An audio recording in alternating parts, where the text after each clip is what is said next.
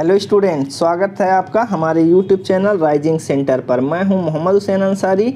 हम सबको पता है कि जो एसएससी जेईई प्री का एग्ज़ाम है वो 27 अक्टूबर को होने वाला है। तो लगभग आज से 23 से 24 दिन हम लोगों के पास बचे हुए हैं। तो जो टेक्निकल के अगर सब्जेक्ट की बात करें तो बहुत ज़्यादा सिलेबस है, लेकिन अगर ध्यान से देखा जाए पेपर पैटर्न की बात करें तो बहुत ही कम पढ़ना होता है हम लोगों को। ठीक है, तो इस वीडियो में हम आपको बताएंगे कि कितना आपको पढ़ना है। बिल्कुल इंपॉर्टेंट टॉपिक की हम लोग बात करेंगे, जहां से 70 से 80% क्वेश्चन ऑब्जेक्टिव के यहीं से पूछ लिए जाएंगे। ठीक है, तो इस वीडियो में हम fluid mechanics, irrigation, hydrology, railway और हाईवे सब्जेक्ट के इंपॉर्टेंट टॉपिक की बात करने वाले हैं, जो कि एसएससी जेईई प्री के एग्जाम के लिए बहुत ही ज़्यादा इंपॉर्टेंट होने वाला है। ठीक है, तो पहला सब्जेक्ट हम ले रहे हैं फ्लूइड मैकेनिक्स। ठीक है, फ्लूइड मैकेनिक्स में पहला टॉपिक हमारा है property of fluid. Property of fluid जब पढ़ेंगे तो सारा डिफिनेशन पढ़ना है आपको, जैसे dynamic viscosity, kinematic viscosity, density के बारे में, मास के बारे में, ये सारा का सारा डिफिनेशन आपको पता होना चाहिए। साथ ही साथ उसका क्या डायमेंशन पता होना चाहिए। ठीक है, बीमा पता होना चाहिए, और जो यूनिट आपको पता होना चाहिए किसमें, एमकेएस सिस्टम में भी पता होना चाहिए, एसआई यूनिट में पता होना चाहिए, और सीजीएस सिस्टम में भी पता होना चाहिए। ठीक है ना, तो हर केस का आपको यूनिट पता होना चाहिए। तो यहाँ पर जो फ्लूइड प्रॉपर्टी लिखे हैं बस एक ही कारण है, यहाँ से डिफिनेशन पढ़िए और डायमेंशन। ठीक है ना, तो महत्वपूर्ण वाले आप पढ़ लेंगे। आगे देखिए जरा B, types of fluid. Types of fluid आप जरूर पढ़ेंगे। ठीक है, आइडियल फ्लूइड का आपको डिफिनेशन आना चाहिए, आइडियल फ्लूइड। साथ ही साथ न्यूटोनियन फ्लूइड किसको कहते हैं वो आपको पता होना चाहिए। नॉन न्यूटोनियन फ्लूइड के डिफिनेशन, सारे डिफिनेशन, और जो फ्लूइड होते हैं उनके एग्जाम्पल। ठीक है ना, न्यूटोनियन फ्लूइड के एग्जाम्पल प्लस साथ ही साथ नॉन न्यूटोनियन फ्लूइड के एग्जाम्पल और आइडियल फ्लूइड के भी एग्जाम्पल, ये आपको पता होना चाहिए। सी पॉइंट पर चलते हैं, सरफेस टेंशन। ठीक है, सरफेस टेंशन की हम लोग बात कर लेते हैं। सरफेस टेंशन का आपको यूनिट पता होना चाहिए और फार्मूला पता होना चाहिए। ठीक है, कैपिलरी राइज यहीं से पूछा जाएगा। अगर सरफेस टेंशन नहीं पूछा गया तो कैपिलरी राइज पूछ लिया जाएगा। और कैपिलरी राइज में क्या है, डायामीटर को क्या करेगा वो चेंज कर देगा, डायामीटर को चेंज करेगा, कहेगा कैपिलरी राइज होगा अथवा फॉल होगा, या तो क्या करेगा टेम्परेचर को इंक्रीज कर देगा अथवा क्या करेगा डिक्रीज करके कैपिलरी के बारे में पूछ लेगा। ठीक है, तो कैपिलरी वाला आप वहाँ से ध्यान से रखेंगे। उसके बाद क्या है, देखिए सरफेस टेंशन से ही रिलेटेड क्या है हमारा, प्रेशर पूछ लिया जाता है। ड्रॉपलेट होता है, वाटर का ड्रॉपलेट होता है, इनसाइड प्रेशर पूछ लिया जाता है। ठीक है, जेट का पूछ लिया जाता है, बबल का पूछ लिया जाता है, और लिक्विड ड्रॉपलेट का पूछ लिया जाता है। ठीक है, तो आगे अभी बात हम लोग कर लेंगे। थोड़ा नीचे चलते हैं, देखिए कैपिलरी तक हो गया है। आगे की तरफ अगर हम बात करें तब, ठीक है, कंप्रेसिबिलिटी आपको पढ़ लेना है, ये डिफिनेशन बताना भूल गए। ठीक है, ये कंप्रेसिबिलिटी आप पढ़ लेंगे। उसके बाद देखेंगे क्या हमारा ये काइनेमेटिक विस्कोसिटी के बारे में आपको डिफिनेशन पता होना चाहिए, मतलब इसका फार्मूला, और साथ ही साथ इसका यूनिट पता होना चाहिए। ठीक, तो ये आप ध्यान में रखेंगे। उसके बाद हम लोग चलते हैं काइनेमेटिक्स में। ठीक है, अगला चैप्टर हमारा है काइनेमेटिक्स। उसमें हम लोग पढ़ते हैं टाइप्स ऑफ फ्लो, कितने प्रकार के फ्लो होते हैं, एक नंबर यहाँ से आना है। एक क्वेश्चन यहाँ से आ जाएगा, कंटिन्यूटी इक्वेशन का यूज आएगा, कंटिन्यूटी इक्वेशन आएगा अथवा इसी का यूज आ जाएगा, और पूछेगा इसका क्या प्रिंसिपल है, किस प्रिंसिपल पर ये काम करता है। ठीक है, इसी के हेल्प से हम लोग क्या कर सकते हैं, वेलोसिटी मेजरमेंट कर लेते हैं, और साथ ही साथ आपको क्या करना है, वेलोसिटी मापने वाले यंत्र का नाम याद कर लेना है। ठीक है, तो ये नाम आप जरूर याद रखेंगे। ठीक है, आगे चलिए जरा देखिए आगे वाला, यहाँ पर लिखे हुए हैं स्ट्रीमलाइन का इक्वेशन। स्ट्रीमलाइन का इक्वेशन आप थोड़ा सा अपने ध्यान में रखेंगे, और साथ ही साथ क्या एक्सेलरेशन, कन्वेक्टिव और लोकल का डिफिनेशन और इनका फार्मूला देख लीजिएगा। लाप्लास इक्वेशन आपको देखना है, लाप्लास इक्वेशन देखना है। यही लोग बताते हैं कि फ्लो हो रहा है कि नहीं हो रहा है। ठीक है, किसके किसके टर्म में, फाई के टर्म में और साई के टर्म में। ठीक है, यहीं से आपको पता चलेगा कि फ्लो हो रहा है कि नहीं हो रहा है। उसी का पता लगाने के लिए लाप्लास इक्वेशन का यूज किया जाता है। तो या तो डायरेक्टली ऑब्जेक्टिव में लाप्लास का इक्वेशन दे देगा फाई अथवा साई के टर्म में, अथवा क्या करेगा, पूछ लेगा कोई इक्वेशन दे करके, वेलोसिटी का टर्म दे देगा, फाई दे देगा, और कहेगा बताओ फ्लो हो रहा है कि नहीं हो रहा है। उसके बाद देखिए काची रेमंस इक्वेशन एक होता है, ये उतना इंपॉर्टेंट नहीं है, लेकिन आप क्या करेंगे, इसको याद कर लेंगे, ये बहुत इंपॉर्टेंट यहाँ पर दिख रहे हैं दो इक्वेशन। ठीक है, चलिए आगे चलते हैं हम लोग फ्लूइड डायनेमिक में। फ्लूइड डायनेमिक की अगर बात करें तब फ्लूइड डायनेमिक क्या करना है, यूलर इक्वेशन पहले याद कर लेना है, शायद इक्वेशन डायरेक्ट लिया जाए लेकिन कम इंपॉर्टेंट है। बर्नौली इक्वेशन जरूर याद करके रखेंगे, ये अपने पेपर में आने वाला है। ठीक, इसका क्या कहेगा कि किस प्रिंसिपल पर काम करता है। अब अगला जो टॉपिक की बात करें ना, तो बर्नौली इक्वेशन के एप्लीकेशन की बात करता है, अनुप्रयोग कहाँ कहाँ इसका यूज किया जाता है। तो कहाँ यूज किया जाएगा, डिस्चार्ज और वेलोसिटी निकालने में। जब वेलोसिटी की बात कर लेंगे अथवा डिस्चार्ज निकालने की, तो आप क्या करेंगे, डिस्चार्ज मेजरिंग डिवाइस का भी नाम याद कर लेंगे। ठीक है, वेंचुरी मीटर, ओरिफिस मीटर और पिटाट ट्यूब आपको बढ़िया से पढ़ना है। ठीक है, इनके CD का मान, CC का मान और CV का मान आपको याद रखना है, और CD, CC और CV में रिलेशन भी आपको पता होना। चलिए चलते हैं नेक्स्ट पेज पर। नेक्स्ट पेज पर लिखा हुआ है डिवाइस एंड देयर यूज, कौन सा इंस्ट्रूमेंट है और किस काम में आता है, ये आपको ध्यान में रखना है। ठीक है, तो वेंचुरी मीटर से हम लोग क्या करते हैं, डिस्चार्ज मापते हैं, फ्लो नोजल से डिस्चार्ज मापते हैं, ओरिफिस मीटर से भी डिस्चार्ज मापते हैं, बेंड मीटर से भी हम लोग डिस्चार्ज मापते हैं, रोटा मीटर से भी आप क्या करते हैं, डिस्चार्ज ही मापते हैं। लेकिन पिटाट ट्यूब और हॉट वायर एनोमीटर और करंट मीटर से आप क्या करते हैं, वेलोसिटी मापते हैं। ठीक है ना, तो ये जो तीन है इससे हम लोग क्या करते हैं, वेलोसिटी माप लेते हैं। तो ये आपको ध्यान में रखना है। ठीक है ना, तो ये चीज़ें आप अपने ध्यान में रखेंगे। आगे की तरफ चलते हैं। चलिए, मैनोमीटर, ये बहुत ज़्यादा इंपॉर्टेंट है। मैनोमीटर में आपको क्या है, पास्कल लॉ पूरा पता होना चाहिए, यानी PX, PY और PZ। कब पास्कल लॉ काम करता है, यही पेपर में पूछ लिया जाएगा। उसके बाद क्या है, हाइड्रोस्टैटिक्स लॉ पढ़ना है, मतलब dP/dH बराबर माइनस का ρg। उसके बाद रिलेशन किसके बीच में, atmospheric pressure, gauge pressure, vacuum pressure और एब्सोल्यूट प्रेशर में। ठीक है, ये आपके पेपर में आएगा। और P बराबर ρgh वाला फार्मूला लगा करके कभी कभी क्या होगा, प्रेशर पूछ लिया जाएगा, तो उस पर आप थोड़ा सा ध्यान देंगे। और सबसे जो इम्पोर्टेंट है, जो 100% पेपर में आएगा, ये आएगा हेड कन्वर्जन। कहेगा एक में क्या हमारा पानी है, एक गिलास पानी है, इसका हेड जो है हमारा कितना है, 2 मीटर है, 2 मीटर है। इसकी स्पेसिफिक ग्रेविटी हमारी कुछ कह देगा 1 है। तो कहेगा इसके जगह अगर हम लोग वाटर भर दें, ये तेल भर दें, कोई तेल भर दें जिसका स्पेसिफिक ग्रेविटी जो है 1 से कम होगा, 0.8 दे देगा, तो कहेगा कितनी हाइट ये भरनी पड़ेगी। तो इसी फार्मूला का यूज करेंगे, S1H1, इसका S1, इसी का H1 बराबर इसका H2 और इसी का H2। तो H2 यहाँ से निकल करके आएगा। तो ये पेपर में आपको देखने को मिलेगा। ठीक है, चलिए आगे चलते हैं हाइड्रोस्टैटिक फोर्स के बारे में। यहाँ से इम्पोर्टेंट क्या है, depth of centre of pressure. ठीक है, पहले तो डिफिनेशन आपको पता होना चाहिए कि सेंटर ऑफ प्रेशर किसको कहते हैं, मेटा सेंटर किसको कहते हैं और सेंटर ऑफ बायोन्सी किसको कहते हैं। ठीक है, ये डिफिनेशन पता होना चाहिए। उसके बाद क्या है, डेप्थ ऑफ सेंटर प्रेशर किसका देखिए, ये रेक्टेंगुलर सेक्शन डूबा हुआ है और एक सतह जो उसका स्वतंत्र तल को वाटर को छू रहा है। यहाँ पर देखिए ट्रायंगल है, ये ट्रायंगल ऐसे डूबा है, ये पूरा सर्किल, ये आधा सर्किल। ठीक है, इसी में से कोई एक आ जाएगा, कहेगा सेंटर ऑफ प्रेशर बताइए। ठीक है, तो ये वाला पेज हमारा हो गया। नेक्स्ट पेज पे चलते हैं, बायोन्सी एंड फ्लोटेशन। ये इंपॉर्टेंट है, इक्विलिब्रियम कंडीशन पूछा जाएगा। इक्विलिब्रियम कंडीशन पूछा जाएगा फ्लोटिंग बॉडी और सबमर्ज्ड बॉडी का। ठीक है ना, फ्लोटिंग बॉडी का पूछ लेगा और इसका, तो वो वाला आपको पूरा इक्विलिब्रियम इक्वेशन आपको कंडीशन पता होना चाहिए। ठीक है ना, वहाँ पर सब कुछ दिया रहता है, कॉपी में लिखा हुआ, वहाँ पर देखेंगे।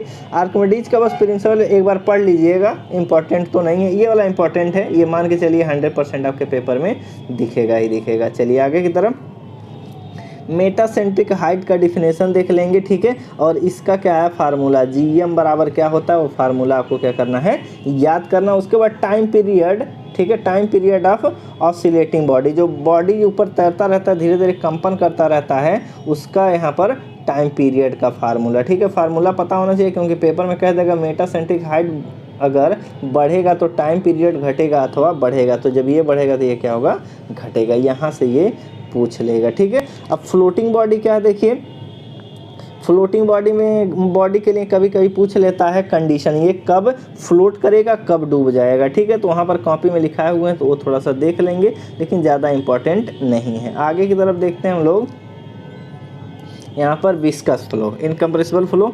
ऑल डायमेंशनलेस नंबर, आपको क्या करना है, जितने डायमेंशनलेस नंबर हैं उनका डिफिनेशन पता होना चाहिए, लेकिन मैक्सिमम जो आएगा वो रेनॉल्ड नंबर आएगा। जैसे रेनॉल्ड नंबर बराबर inertia force upon viscous force, ठीक है।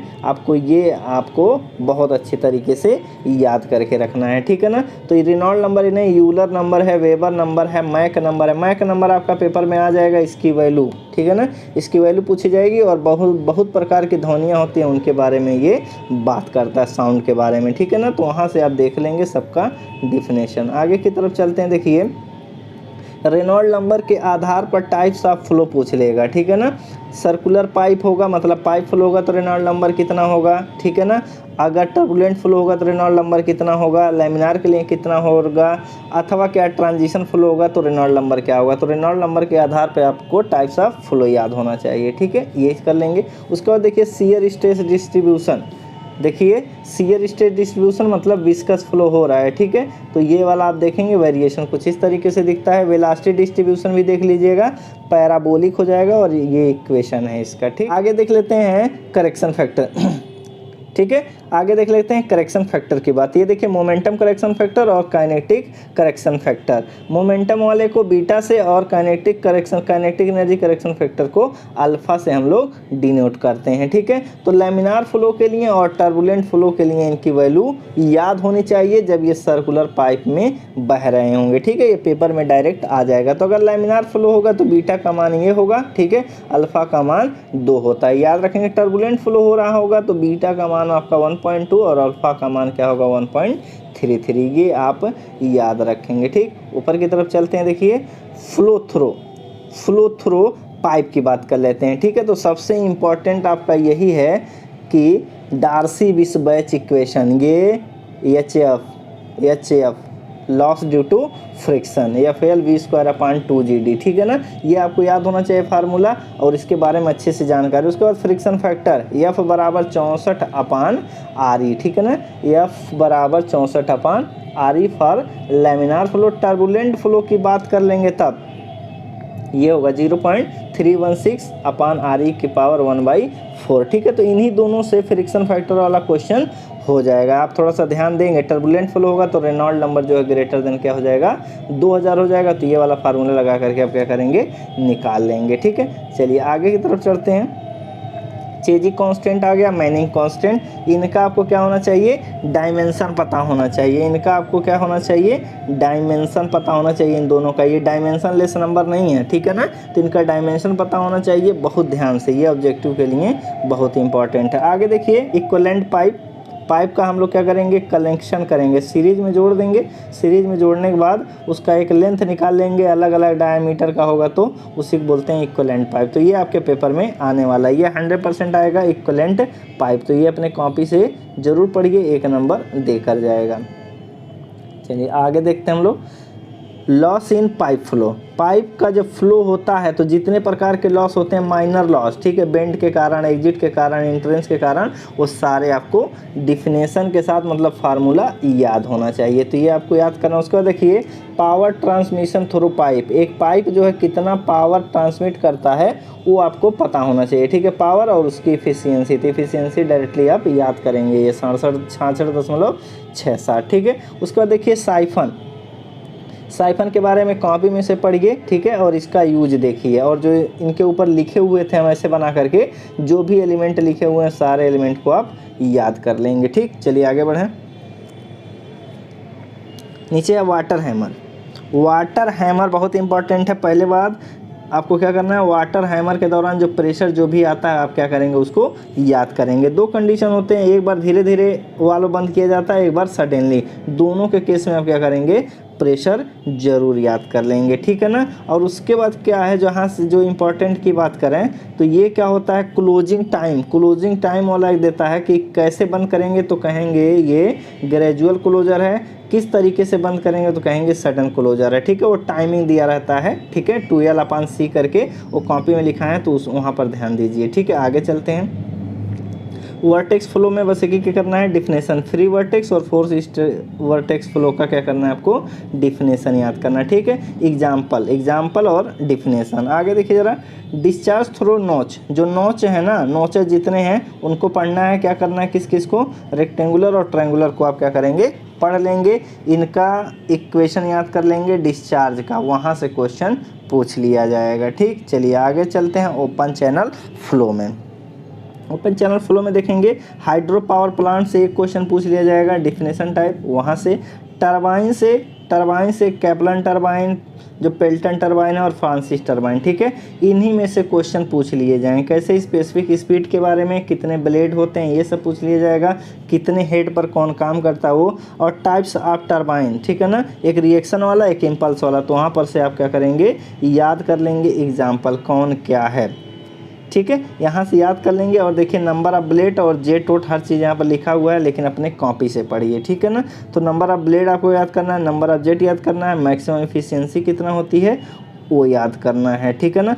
पंप में ओनली सेंट्रीफ्यूगल पंप पढ़ लीजिए, पेपर में आपका क्वेश्चन हो जाएगा। अब बात कर लेते हैं ओपन चैनल फ्लो की। ओपन चैनल फ्लो में जितना ज्योमेट्रिक डिफिनेशन है वो सारे डिफिनेशन याद कर लें। जैसे आर का है, ठीक है, आर का लिख सकते हैं, डी का लिख सकते हैं, ये सारे के सारे डिफिनेशन आप क्या करेंगे, याद कर लेंगे, ठीक है। वहाँ से डायरेक्टली पेपर में पूछा जाएगा। Types of open channel flow कितने प्रकार का होता है वो आप यहाँ से देख लेंगे, डिफिनेशन पढ़िए। उसके बाद देखिए क्या है जो मोस्ट इम्पॉर्टेंट है, फ्रॉड नंबर के आधार पर बहाव के प्रकार, कितने प्रकार के बहाव होते हैं वो बताएंगे। और हाइड्रोलिक जंप, ये 100% है।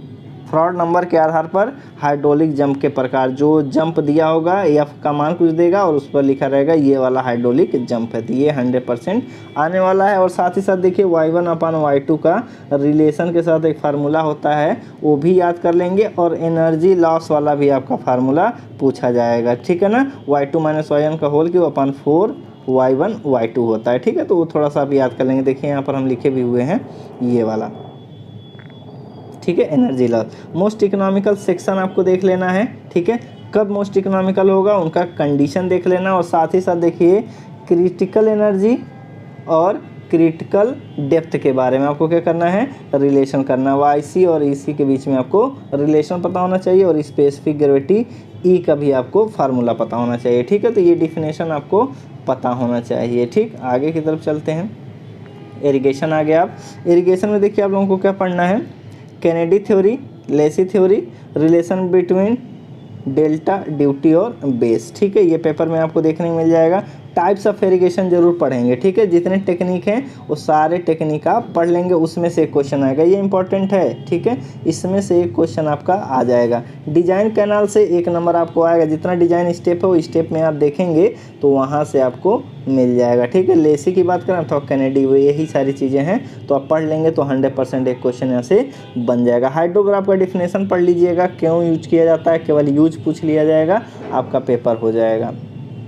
चलिए आगे की बात करते हैं। जितनी भी इफ़िशियंसी है, water use efficiency, water convenience efficiency, water application efficiency, water storage efficiency, ठीक है। ये चारों आपको क्या होना चाहिए, याद होना चाहिए, डिफिनेशन इनका फार्मूला। आगे की तरफ चलते हैं। स्टोरेज कैपेसिटी का आपको फार्मूला पता होना चाहिए। फील्ड इरिगेशन रिक्वायरमेंट और ग्रॉस इरिगेशन रिक्वायरमेंट आपको पता होना चाहिए, डिफिनेशन आप पढ़ लेंगे किताब से, ठीक। आगे की तरफ चलते हैं। ट्रांसपोर्टेशन इंजीनियरिंग में, ट्रांसपोर्टेशन में देखेंगे तो ज्योमेट्रिक डिज़ाइन ऑफ पेवमेंट, ठीक है। जितना ज्योमेट्रिक डिज़ाइन होता है वो सारे ज्योमेट्रिक डिज़ाइन आपको पढ़ने हैं, ठीक। कैम्बर, सुपर एलिवेशन, ठीक है, सुपर एलिवेशन देख लेंगे। जो अन्य चीज़ें हैं वो भी, जो क्रॉस स्लोप होते हैं ना, क्रॉस स्लोप होते हैं, उसकी वैल्यू के आधार पर आपको टेरेन, क्षेत्र डिफाइन करने होते हैं, वो भी आप याद कर लेंगे, ठीक है। आगे चलते हैं। Important history of transportation engineering, दूसरा पॉइंट, जितना हिस्ट्री है जो कॉपी में लिखा हुआ है इंपॉर्टेंट हिस्ट्री, वो आपको याद होना चाहिए, वहाँ से 1 नंबर मिल जाएगा। तो यहाँ से आप देखेंगे तो यहाँ से 2 नंबर और यहाँ से आपका 1 नंबर मिलेगा, ठीक है। स्टॉपिंग साइड डिस्टेंस है, ओवरटेकिंग साइड डिस्टेंस, यहाँ से एक न्यूमेरिकल आ सकता है, इससे अथवा इससे। और जो OSD है, ओवरटेकिंग साइड डिस्टेंस, इससे आ जाता है हमारा ओवरटेकिंग जोन का डिज़ाइन, ठीक है। तो ओवरटेकिंग जोन के डिज़ाइन की भी बात हम लोग कर लेंगे, ठीक है। तो देखिए लास्ट में हम लिखे भी हैं ये वाला types of terrain according to cross slope. तो क्रॉस स्लोप के आधार पर क्या करेंगे, क्षेत्र के प्रकार भी आप याद कर लेंगे। आगे देखिए जो मोस्ट इम्पॉर्टेंट है, जो पेपर में दिखेगा, रलिंग रेडियस है, ये आप याद करेंगे। उसके बाद देखिए सुपर एलिवेशन मिनिमम और मैक्सिमम वैल्यू आपको देखना है। कैम्बर मिनिमम और मैक्सिमम, कैम्बर किसको कहते हैं डेफिनेशन पता होना चाहिए। कोफिशिएंट ऑफ फ्रिक्शन लेटरल और लॉन्गिट्यूडनल का मान पता होना चाहिए। और road plan 20 year road plan आपको पता होना चाहिए। ओवरटेकिंग जोन के बारे में पता होना चाहिए, ठीक है, क्या होता है, कितना होता है, ये आप जरूर पढ़ेंगे। आगे देखिए ज़रा,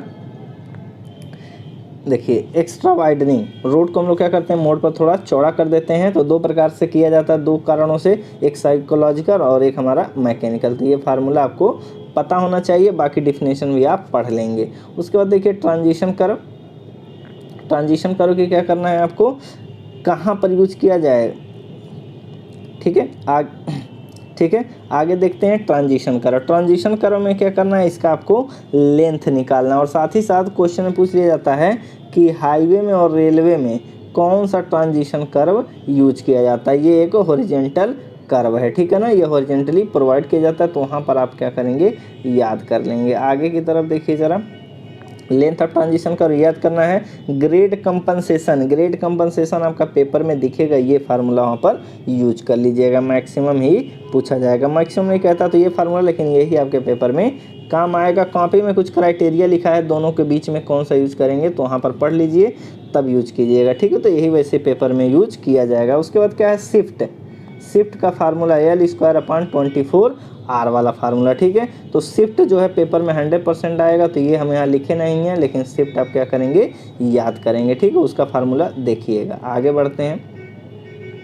वर्टिकल कर्व में देखिए, वर्टिकल कर्व में अब देखते हैं लेंथ ऑफ समिट कर्व। तो आपको लेंथ ये वाला पता होना चाहिए, देखिए क्राइटेरिया सब लिखा हुआ है, लेंथ आपको पता होना चाहिए। जब स्टॉपिंग साइड डिस्टेंस है तो ये वाला फार्मूला, जब ओवरटेकिंग साइड डिस्टेंस है तो ये वाला फार्मूला। थोड़ा सा आप ध्यान देंगे तो आपका काम बन जाएगा। बाकी क्राइटेरिया भी लिखा हुआ है, देखिए शिफ्ट यहाँ पर हम लिख दिए हैं, वहाँ पर कट गया था दिमाग से, ठीक है। तो शिफ्ट वाला, उसके बाद देखिए लेंथ ऑफ वैली कर्व, ये आपको पता होना चाहिए, ये फार्मूला सीधा पेपर में आ जाएगा। तो ये कर्व की बात हो गई। आगे हम लोग ट्रैफिक इंजीनियरिंग में, तो थ्योरेटिकल मैक्सिमम कैपेसिटी, यही फार्मूले से आपका काम चल जाएगा। उसके बाद ट्रैफिक डेंसिटी, और ट्रैफिक डेंसिटी में आपको जैम डेंसिटी भी पढ़नी है, ठीक है, जैम डेंसिटी और ट्रैफिक डेंसिटी, ये हो गया। आगे हम लोग देख रहे हैं रोटरी इंटरसेक्शन की अगर हम बात करेंगे तब देखिए, और कुछ रिकमेंडेशन जो कॉपी में लिखाए हैं उन्हीं में से पेपर में आ जाएगा, ठीक है। जैसे वेलोसिटी जो है, अगर रूरल एरिया में हम लोग काम कर रहे हैं, रोटरी इंटरसेक्शन देख रहे हैं, तो वहाँ पर वेलोसिटी 40 से ज़्यादा नहीं होना चाहिए।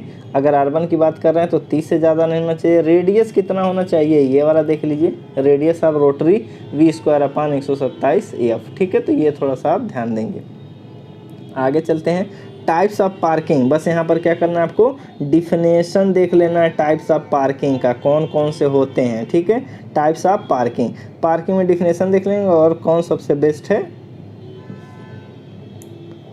ठीक है, और देख लेंगे इनमें से कौन बेस्ट पार्किंग है, ठीक है। अब चलिए आगे चलते हैं मटेरियल पर, जो पेवमेंट जिनसे बनता है, रोड जिनसे बनता है, हाईवे, उन मटेरियल की बात कर लेते हैं। तो पहला हमारा बिटुमिन है, इसके सारे टेस्ट पता होना चाहिए और इसकी पेपर में स्पेसिफिक ग्रेविटी आती है, ठीक है। तो जितने टेस्ट होते हैं उन टेस्ट का नाम और उन टेस्ट के द्वारा क्या निकाला जाता है वो आपको पता होना चाहिए। एग्रीगेट के बारे में पढ़ेंगे और इसके सारे टेस्ट की बात करेंगे, उनका रिकमेंडेड वैल्यू भी याद करेंगे, ठीक है। तो यहाँ से एक क्वेश्चन बन जाएगा। आगे की तरफ चलते हैं, देखिए आगे पेमेंट डिज़ाइन के बारे में। तो टाइप्स ऑफ पेमेंट है, एक रिजिड है हमारा, एक हमारा फ्लेक्सिबल है। तो इनके लेयर के बारे में आप क्या करेंगे, पढ़ लेंगे, कौन सा लेयर कहाँ पर होता है। उसके बाद देखिए जो पेपर में आपके पूछा ही जाएगा, ये वाला टॉपिक है रिजिडिटी फैक्टर, RF का मान पूछा जाएगा, ठीक है। तो ये कॉपी में लिखाए हुए हैं, वहाँ से आप क्या करेंगे, पढ़ लेंगे। आगे चलिए, रिजिड पेमेंट का डिज़ाइन की बात करें तो मॉडुलस ऑफ सबग्रेड के बराबर होगा P/डेल्टा। तो कॉपी में देखिए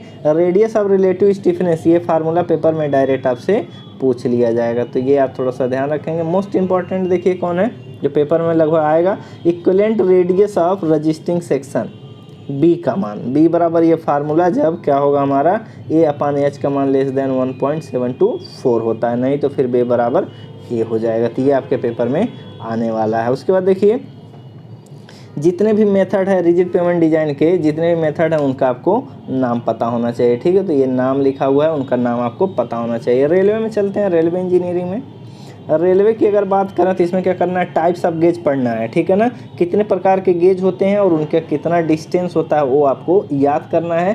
क्रॉसिंग और पॉइंट देखना है। क्रॉसिंग और पॉइंट उतना इंपॉर्टेंट नहीं है लेकिन पेपर में आ सकता है, ये 100% आएगा। ये आ भी सकता है, नहीं भी आ सकता है। कोनिंग ऑफ व्हील, ठीक है, जो व्हील होता है ट्रेन के पहिया जो देखते हैं, ठीक है ना, उसमें कोनिंग रहती है तो उसके बारे में पढ़ना है। और एडेजिंग वाला, ये वाला देखिए, एडेजिंग ऑफ स्लीपर पढ़ना है। और एक स्लीपर डेंसिटी होता है और इसका सुपर एलिवेशन, ठीक। तो इतना आप पढ़ लेंगे तो आपका क्या हो जाएगा, पेपर बहुत अच्छा हो जाएगा। बाकी जो और सिलेबस है उसको भी पढ़ना है, लेकिन पहले ये आप अलग से नोट्स बना लीजिए, ठीक है। चलिए मिलते हैं नेक्स्ट वीडियो में।